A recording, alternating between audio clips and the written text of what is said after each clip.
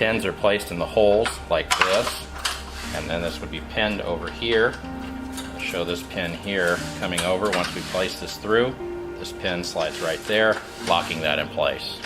For 12 pieces, they're 42 pounds each, and the manufacturer states that all of them are to be used on this rig in order to be safe. So we would put the 12 pieces here. Another thing, this nice feature on this is it has a safety chain that goes through them, and also locks in place, keep those weights from coming off there. Come attached, they're also on here with the wire. Sometimes they get broke off, but all of the pins and all the holes should be utilizing the pins, and also the clips. Here, the clip that fits in each pin.